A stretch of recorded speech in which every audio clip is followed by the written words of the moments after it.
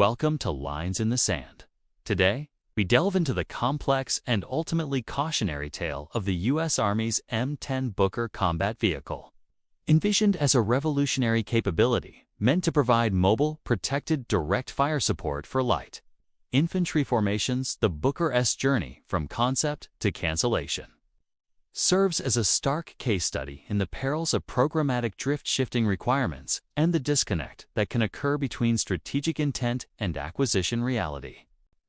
What began as a solution to a clear capability gap identified over a decade ago morphed into a vehicle that struggled to meet its foundational objectives, ultimately leading the Army to significantly curtail the program and reassess its approach to armored vehicle modernization. This is the story of how a vehicle intended to be light, agile, and rapidly deployable became an example of how even well-intentioned military procurement processes can falter, delivering results that fall short of the warfighter's needs. The origins of the M10 Booker trace back to 2013. Rooted in a persistent capability gap recognized by the Army's light infantry and airborne units, particularly the esteemed 82nd Airborne Division. For decades, these formations had relied on the M551 Sheridan light tank, a unique vehicle designed for air deployability and providing crucial direct fire support. Despite its own troubled history and eventual retirement in the late 1990s, the Sheridan represented a concept the Army found difficult to replace: organic, mobile firepower that could accompany rapidly deployed light forces into austere environments where heavier main battle tanks like the M1 Abrams could not easily venture or be deployed quickly enough. The post-Cold War era, with its emphasis on rapid deployment and interventions in diverse, often challenging terrains, highlighted the vulnerability of light infantry lacking such support. Engagements in Iraq and Afghanistan underscored the need for a platform that could breach obstacles, destroy enemy fortifications, engage light armored vehicles, and provide immediate high-explosive fire support without relying solely on air support or waiting for heavier ground forces to arrive. The 82nd Airborne, tasked with being a global response force capable of deploying anywhere in the world on short notice, felt this gap acutely. They needed a modern equivalent of the Sheridan, a vehicle light enough to be transported by C-130 Hercules aircraft and potentially airdropped, agile enough to maneuver with light infantry, yet potent enough to make a difference on the battlefield. This operational need crystallized into a formal request. The vision was clear: a lightweight armored vehicle, perhaps around 20 to 25 tons, armed with a substantial cannon, offering a degree of protection against common battlefield threats, and critically, retaining the strategic mobility afforded by C-130 transport and airdrop capability. This vehicle wouldn't be a main battle tank designed for slugging matches with enemy MBTs. Rather, it would be an infantry support vehicle, a light tank, or assault gun in function, restoring a capability lost with the Sheridan's departure. The Army designated this effort the Mobile Protected Firepower Program. The initial concept, however, quickly ran into the harsh realities of modern vehicle design and the inherent contradictions within the requirements themselves. Building a vehicle light enough for C-130 transport and airdrop, while providing meaningful protection against modern anti-tank guided missiles, improvised explosive devices, and even heavy machine guns, all while mounting a powerful cannon, proved to be an immense engineering challenge. The iron triangle of procurement, performance, schedule, and cost immediately began to exert pressure, particularly the tension between survivability and weight. As the MPF program progressed through its early stages, it became evident that meeting the desired protection levels would necessitate adding significant weight. Modern armor packages, even advanced composites, add substantial mass. Simultaneously, integrating a large caliber cannon and its associated fire control systems further increased the weight budget. The initial dream of a sub-25-ton vehicle quickly evaporated. By 2015, a critical juncture was reached. The Army Requirements Oversight Council, The body responsible for validating capability requirements made pivotal decisions that fundamentally altered the MPF's trajectory. Recognizing the weight challenges. Be transportable by the C-130 Hercules. This single decision effectively severed the program. As direct link to the rapid deployment needs of units like the 82nd Airborne, who rely heavily on the C-134 intra-theater airlift. While the larger C-17 Globemaster III could still carry the heavier vehicle, its availability and ability to operate from smaller, unprepared airfields are more limited than the C-130's. Concurrently, the even more demanding requirement for low-velocity airdrop capability. Parachuting the vehicle directly into an operational area was also abandoned. This capability was central to the original airborne infantry support concept, allowing firepower to be inserted directly alongside paratroopers. Its removal further distanced the MPF from its initial Sheridan-inspired roots. The program continued, now freed from its most stringent weight and transportability constraints. Two contenders emerged. BAE Systems offering a design based on its M8 armored gun system, and General Dynamics Land Systems, proposing a vehicle integrating components from the Abrams MBT and the European ASCOD infantry fighting vehicle chassis. However, the requirements continued to evolve, often adding complexity and weight. The vehicle, originally conceived for light infantry support, began to look increasingly like a traditional, albeit slightly lighter, main battle tank. Protection levels were increased, systems were added, and the weight continued to climb. The GDL's offering, ultimately selected as the winner in June 2022 and designated the M10 Booker, tipped the scales at approximately 42 tons. This placed it far outside the realm of a light tank and firmly into the medium weight category. Heavier than many contemporary IFVs and significantly heavier than the original concept envisioned. The vehicle had undergone an identity crisis, morphing from a bespoke solution for light forces into something resembling a downsized MBT, but without the full capabilities or optimized design of either. Compounding the issues of weight and shifting roles was the integration of surprisingly dated technology in certain key areas. One of the most glaring examples cited by critics was the M10 Booker's reliance on the single-channel ground and airborne radio system. While a workhorse radio for decades, SINCARS essentially dates back to the 1990s and lacks the advanced networking, data throughput, and electronic warfare resiliency features required for the modern, network-centric battlefield. The Army had made previous attempts to replace SINCARS across its formations with more modern systems, but these efforts had often stalled or faced delays. Consequently, the M10 Booker, a supposedly new-generation vehicle, was fielded with a communications backbone that was already considered obsolescent. This created immediate interoperability challenges with units equipped with newer radios and represented a significant limitation in a combat environment increasingly defined by rapid data sharing and digital command and control. Retaining SINCARS as the standard locked the Booker into a technological baseline that hampered its potential integration into future Army network architectures.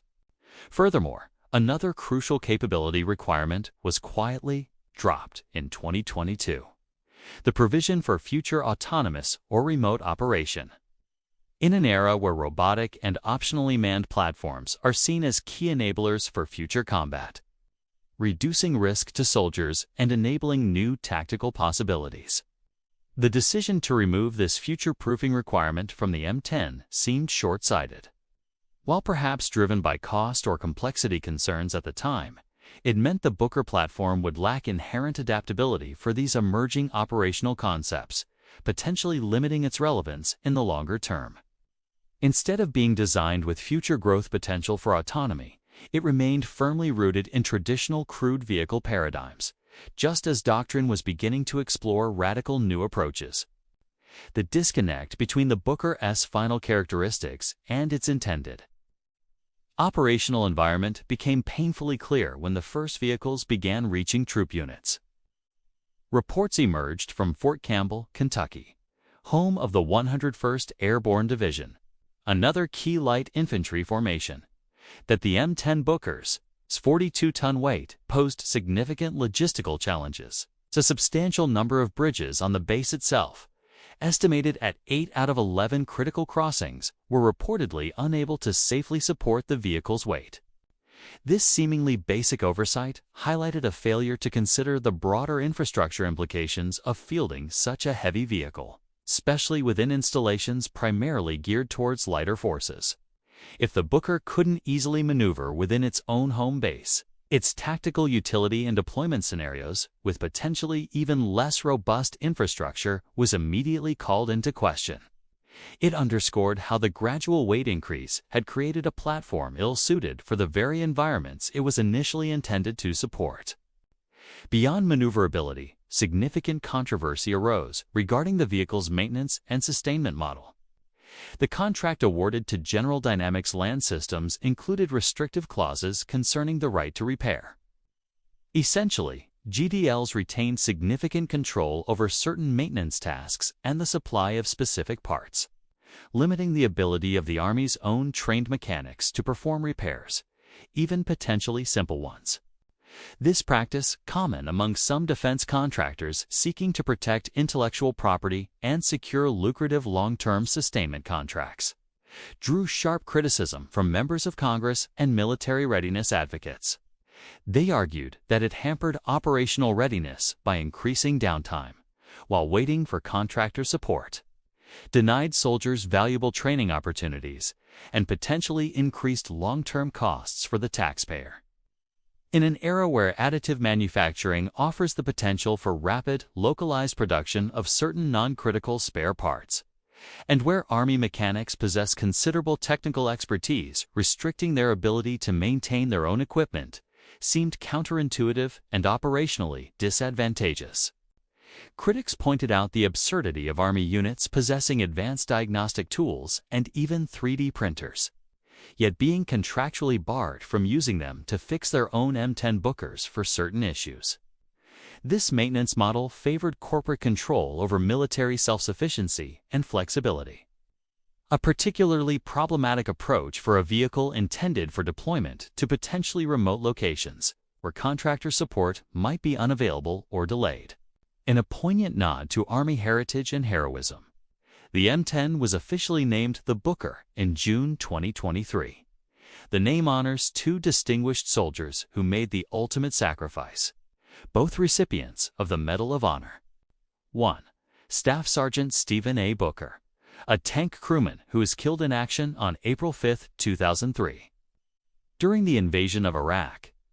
During the Thunder run into Baghdad, his tank platoon came under heavy enemy fire. Despite the risks, Booker exposed himself to return fire with his machine gun, communicating vital information, directing his tank's fire, and protecting his platoon's flank, until he was mortally wounded. His actions were credited with saving numerous lives and ensuring the mission's success. 2. Private Robert D. Booker, an infantryman who was killed in action on April 9, 1943, in Tunisia during World War II. Despite being wounded, PVT, Booker advanced across open terrain under heavy machine gun fire, carrying his own machine gun and ammunition. He continued firing on enemy positions, silencing one machine gun and damaging another before being fatally wounded. His courageous actions disrupted the enemy and allowed his platoon to advance.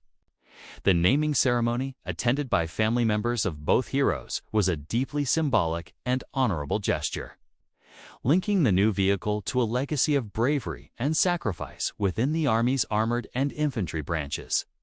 However, the nobility of the name stood in stark contrast to the growing litany of problems and controversies surrounding the vehicle itself, creating an unfortunate juxtaposition between the honor intended and the troubled reality of the program.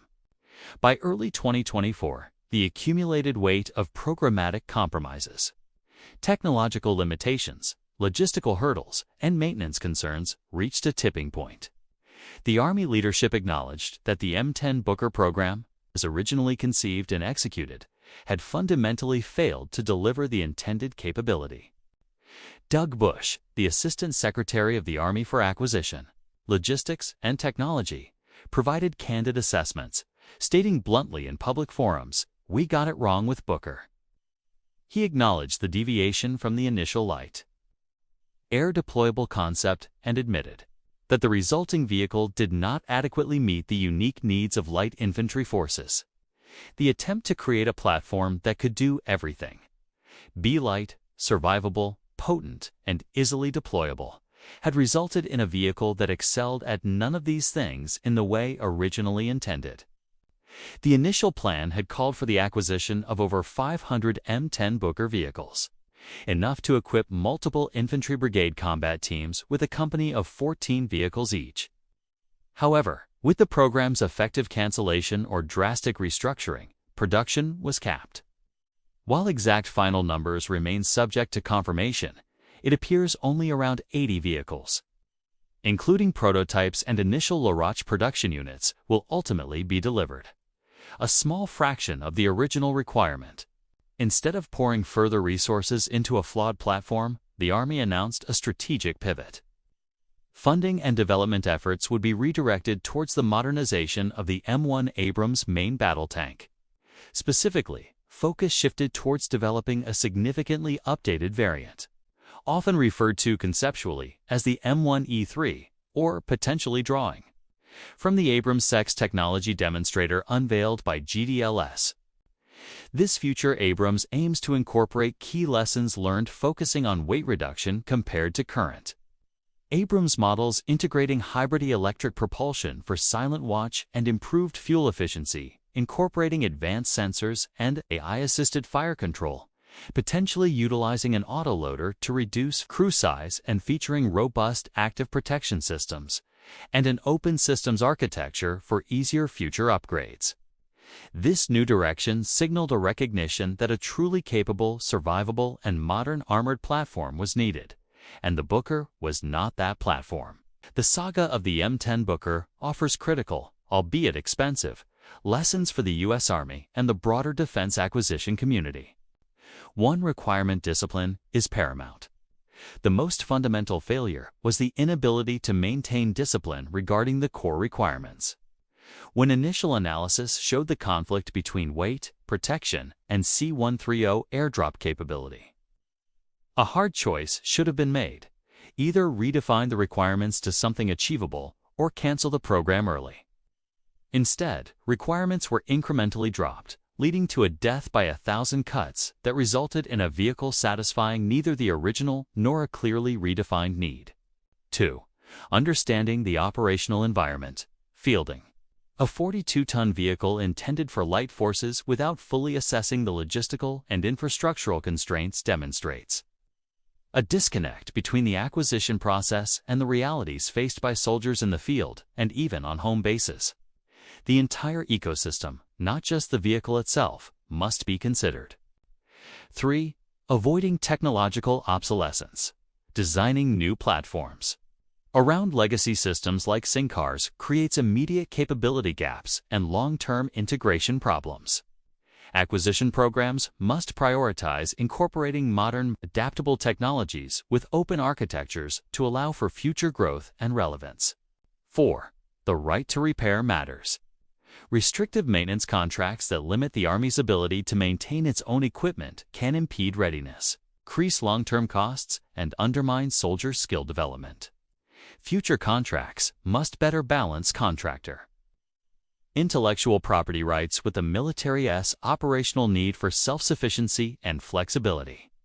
5. Process should serve the warfighter, not itself, as articulated by Army Chief Technology Officer Alex Miller. The acquisition process exists to deliver capability to soldiers, not merely to perpetuate itself. When a program deviates significantly from its intended purpose and fails to meet operational needs, decisive action is required, even if it means cancellation and admitting mistakes. The M10 Booker began with a clear purpose: to provide rapidly deployable, protected firepower for America's light infantry, filling a gap left vacant for years. It was named in honor of true American heroes. Yet, its development journey became a textbook example of programmatic challenges, shifting requirements, unresolved technological tensions, logistical oversights, and controversial sustainment strategies led to a vehicle that strayed far from its original vision. It became too heavy for easy air transport, incorporated outdated communications, couldn't readily traverse infrastructure at its own bases, and faced restrictive maintenance protocols. The Army's eventual decision to curtail the program and redirect resources towards Abrams modernization represents a difficult but necessary course correction. The M10 Booker, despite the honorable name it carries, will likely be remembered not as the revolutionary capability it was meant to be, but as a costly lesson in the complexities of military acquisition. The hope, as articulated by Army leadership and observers, is that the lessons learned from the Booker's troubled birth and premature demise will inform future programs, ensuring that the acquisition process remains laser-focused on delivering the effective, adaptable, and sustainable capabilities that American soldiers truly need to fight and win on the battlefields of tomorrow.